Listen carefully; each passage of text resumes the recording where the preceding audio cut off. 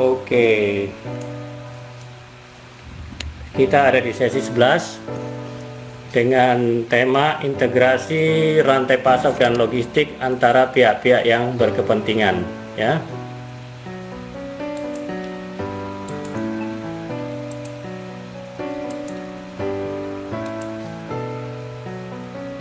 Dimana kita akan lihat di sini,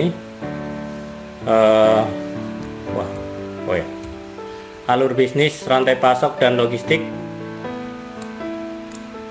dimana di sini aktivitas supply chain Anda bisa perhatikan ada demand forecasting, order processing, procurement, plan and warehouse site location, warehousing and storage, traffic and transportation, production planning, materials handling, inventory control, ya. Masuk di situ customer service, industrial packaging, distribution communication, return goods handling, penanganan barang dikembalikan. Kemudian part and service support, salvage and scrap disposal. Salvage itu untuk recovery barang-barang yang rusak. Kemudian di logistik system sendiri, kita lihat ada logistik function di sini, fungsi-fungsi daripada logistik, di mana di situ ada biaya, cost, bagaimana meminimasi cost, ya, untuk bisa mendapatkan logistik yang dituju, ya. Kemudian ada order processing, ya, surat perintah untuk memproses, di mana ada submit, proses dan pengiriman di situ. Kemudian warehouse, storage, distribution, distribusi di dalam pergudangan, bagaimana pergudangan berfungsi sebagai tempat mengatur distribusi. Inventory di situ adalah bagaimana menyimpan, pengaturan kapan untuk memesan kembali, berapa banyak yang dipesan, just in time, prosesnya ini diatur sedemikian rupa supaya tepat waktu. Kemudian transportasi, di mana digunakan multimoda, baik itu menggunakan truk, kereta api, udara dan laut, ya. Ini perlunya manajemen integrated logistik. Bagaimana mengintegrasikan daripada logistik itu? Konsepnya adalah kita mengenal, ya, yang menyediakan pelayanan terbaik, bagaimana memberikan pelayanan yang lebih baik, ya, dan bagaimana kita melakukan pemotongan biaya distribusi dengan tepat. Ini adalah memerlukan kerja teamwork, baik itu di dalam secara internal, ya, di perusahaan, maupun semua organisasi atau saluran organisasi pemasaran, ya. Nah, di sini ada 3 tingkatan. Di sini bagaimana cross functional, fungsi daripada teamwork, kerja tim dalam sebuah perusahaan, bagaimana kita membangun partnership, kemitraan, ya, saluran kemitraan yang baik, dan bagaimana third party logistik, ya, pihak ketiga daripada logistik ini melakukan pekerjaannya, ya. Multimoda transportasi, sinergi daripada antar moda tadi kita udah lakukan, lihat waktu fungsi logistik tadi. Nah, saat ini masih kita lihat adanya interkoneksi intermoda, ya. Kenyataannya masih ada interkoneksi intermoda di angkutan darat.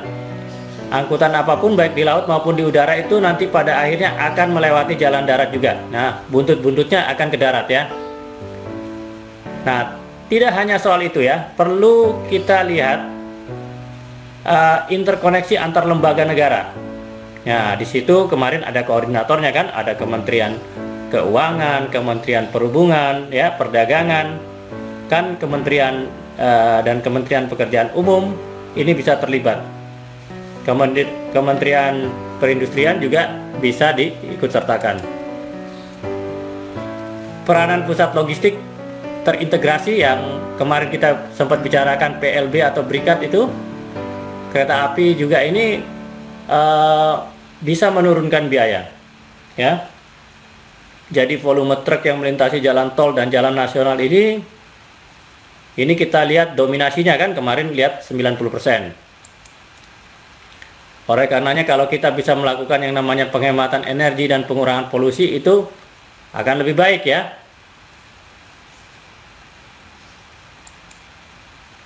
Lead time-nya menjadi terukur juga. Kelemahan angkutan barang ini selama ini sulit diprediksi dengan tepat karena berbagai faktor, ya. Adanya tingkat kepadatan jalan raya pada hari-hari libur nasional, juga angkutan penumpang ini diprioritaskan di bawah angkutan barang. Tentu saja, ya, penumpang ingin cepat-cepat nyampe. Lead time yang sulit diprediksi tidak dapat memberikan kepastian pelaku bisnis yang pada akhirnya akan menurunkan daya saing produk atau bisnis tersebut, ya. Jadi kalau lead time-nya, kemarin kita sempat bicara lead time, bagaimana Anda menentukan lead time yang baik itu di sesi ke-8, ya, kuisnya itu. Nah, ini di sini ada diagram. Ini namanya diagram ada reorder point di sini, ya, stock level dan delivery time di sini, ya, ROP, ya, ini. Bagaimana menjaga stabilitas harga barang? Nah, mengurangi disparitas pusat distribusi tadi perannya penting, ya. Terutama komoditas yang menjadi bahan makanan pokok ini diprioritaskan. Di Sisloknas ada sebuah sistem distribusi yang terdiri dari gabungan sistem distribusi daerah-daerah. Pada tingkat kabupaten, kota, itu sebaiknya terdapat sebuah pusat distribusi yang menjadi spoke. Atau menjadi spoke. Dari pusat distribusi provinsi yang menjadi hub. Jadi distribusi provinsinya yang jadi hub dari sistem logistik. Jadi ada hub and spoke. Hal ini berarti dalam sebuah provinsi akan terdapat beberapa titik regional hub yang diberikan fit oleh hub-hub yang secara geografis kabupaten kota tersebut berdekatan. Dengan sistem ini akan memudahkan pemerintah untuk memastikan tidak adanya disparitas harga yang tinggi antara satu daerah dengan daerah yang lainnya. Bagaimana menurunkan dwelling time di Pelabuhan Tanjung Priuk? Nah, sekali lagi peranan pusat distribusi dalam rangka meningkatkan kelancaran arus barang. Pusat-pusat distribusi baru akan bekerja optimal bila didukung oleh sistem yang terintegrasi dan bekerja untuk tujuan yang sama. Pusat logistik yang di Jawa Barat dan Surabaya contohnya ini hanya akan memberikan manfaat secara regional atau terbatas pada area tertentu.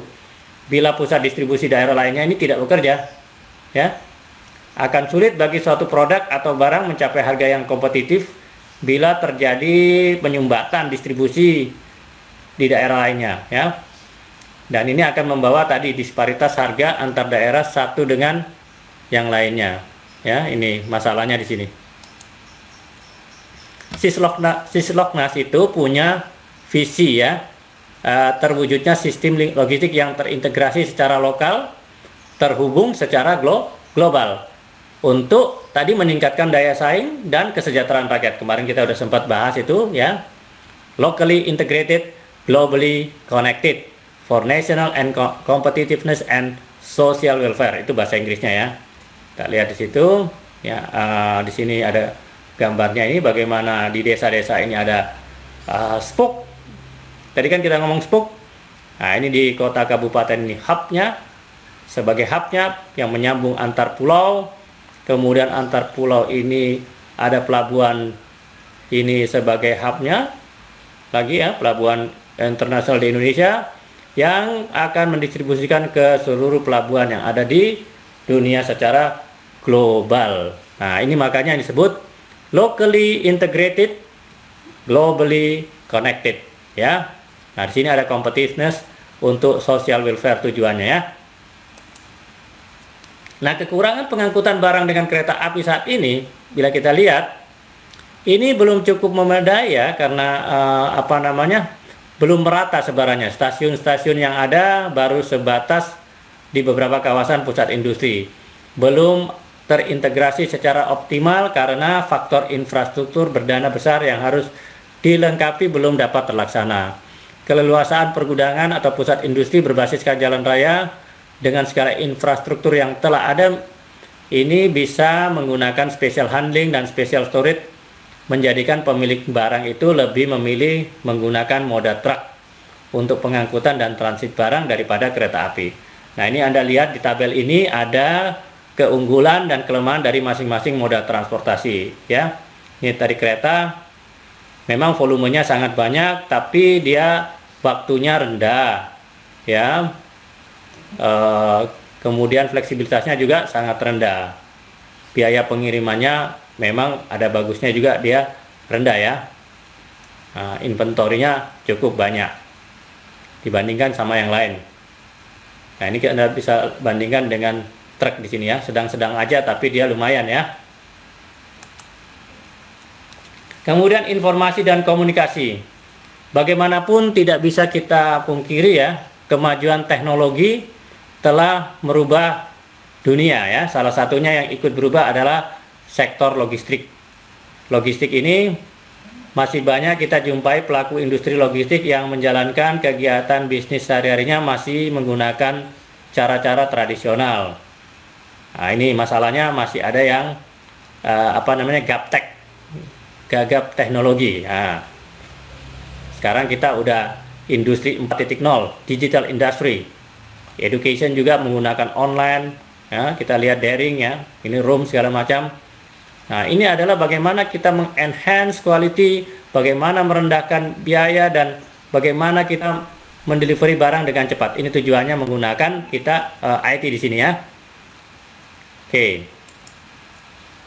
Yang paling nampak adalah atau kasat mata adalah meski sudah banyak perusahaan logistik yang melakukan pengolahan data dengan memanfaatkan penunjang teknologi informasi di sini, ada yang disebut sebagai warehouse management system. Jadi di warehouse itu dia punya sistem manajemen yang menggunakan digital IT.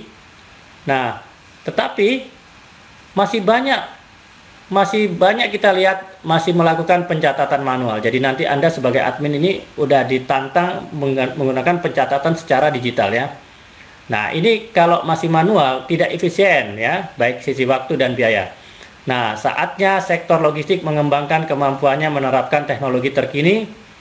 Kita beradaptasi dengan tren teknologi terkini dan sebetulnya tidak sulit.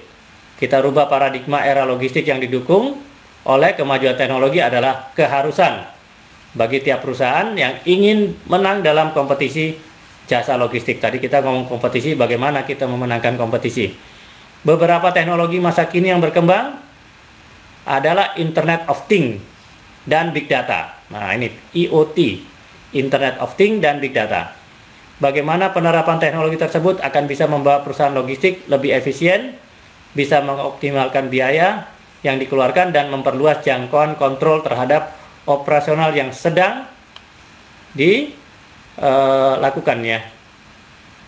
Oke, sekarang kita lihat penerapan IoT perusahaan logistik menggunakan dapat diterapkan pada moda transportasi, ya, khususnya untuk fungsi tracking dan tracing. Kita lihat di sini di gambar ada tracking di logistik ini, ada produser dan konsumer. Bagaimana tracking itu ke kanan, kita lihat provisi daripada downstream, ya, informasinya downstream ke bawah. Kemudian tracing ini upstream, ya, dia melihat alur dari konsumer dibalik. Bagaimana ceritanya tiba dari konsumer dari awal di tracing kembali dari belakang ke depan, ya. Tapi kalau tracking ini bagaimana kita melihat progres suatu kemajuan distribusi, ya. Maka dengan implementasi IoT ini, tracking akan mendapatkan data tracking dengan mudah, cepat, dan akurat. Selain itu, perusahaan logistik dengan mudah mendapatkan prediksi dari proses yang terjadi. Jadi dia dengan IoT ini dia memiliki kemampuan prediksi proses data ini, ya, dan dapat diolah sedemikian rupa. Ini memungkinkan juga menerapkan fleet management, bagaimana mengendalikan manajemen, ya, armada ini, dan memberikan pengelolaan transportasi kapan kendaraan ini bisa service atau di maintenance, kemudian mengetahui spare part apa saja yang mengalami kerusakan dengan adanya teknologi daripada tracking tersebut, ya. Nah, di sini kemudian ada lagi sistem cloud. Dengan sistem ini perusahaan logistik tidak perlu melakukan investasi pengadaan sendiri, ya. Sistem cloud ini memungkinkan perusahaan logistik menggunakan jasa penyedia cloud untuk menerapkan IoT dan big data. Jadi big data sekarang bisa disimpan di cloud, ya. Nah, contoh penyedia jasa cloud seperti PaaS di sini platform as service, dan SaaS software as service. Ini berbasis pada pemakaian dengan basis perhitungan per user per penggunaan. Dengan basis perhitungan tersebut, maka dimungkinkan perusahaan logistik berskala kecil bisa menerapkan teknologi IoT dan big data secara langsung. Jadi mau nggak mau perusahaan logistik itu harus bisa mengimplementasikan IoT dan big data dengan supporting sistem cloud. Permasalahan dan solusi yang terjadi pada rantai pasok dan logistik kita sekarang dalam era masyarakat ekonomi ASEAN MEA. Oleh karenanya konsep free flow daripada barang ini membuat persaingan tidak mungkin dihindari, ya. Adanya persaingan itu bukan lagi antar provinsi, tapi tadi udah global, melainkan antar negara. Indonesia harus bersaing dengan Thailand, Vietnam, Filipina, ya, bukan hanya Singapura.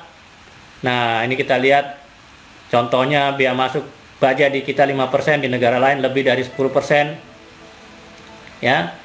Kalau nanti ada free trade area atau sekarang ini ada free trade area, apakah angkanya menjadi 0% dengan itu, ya? Bagaimana harga produk kita kalau udah seperti itu, ya? Lebih murah dan kompetitif. Bagaimana mengharmonisasikan aturan-aturan yang banyak itu? Pembangunan infrastrukturnya harus seperti apa? Kebijakan fiskalnya seperti apa? Khususnya suku bunga. Semua permasalahan logistik meski begitu besarnya pasar kita, 200 juta orang bisa menjadikan kita punya kekuatan besar yang tidak bisa disepelekan. Ini mestinya, ya, jadi challenge kita. Nah, kemudian, ini adalah yang terakhir. Bagaimana 8 cara untuk memotong biaya secara cepat.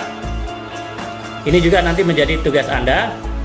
Bagaimana? Yang pertama, give your customer what they want. Berikan pelanggan Anda apa yang mereka mau. Nah, nanti Anda baca sendiri. Di situ Anda coba ambil intisari daripada kalimat di situ. Itu yang pertama. Kedua, maximize use of available storage space. Bagaimana menggunakan ruang pergudangan yang tersedia. Bagaimana kita menggunakan ruang gudang yang tersedia. Di situ Anda bisa baca, Anda ambil intisarinya, ya. Kemudian yang ketiga, memilih multiple transport providers. Memilih daripada penyedia transportasi yang multiple, yang bukan hanya satu, tapi multiple, ya, lebih dari satu jenis, ya. Kemudian bagaimana mengotomasi proses yang manual. Yang manual diotomasi seperti apa? Nah, itu. Kemudian yang kelima, bagaimana outsourcing ini menghemat biaya Anda. Bagaimana penggunaan outsourcing bisa menghemat biaya.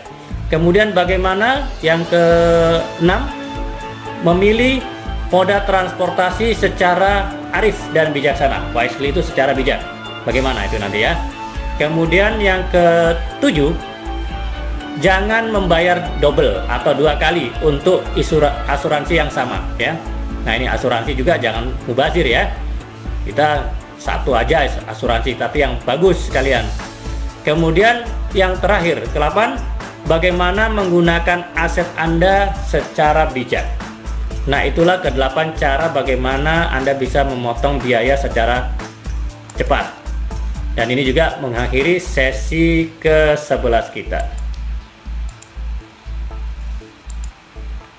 Baik, kita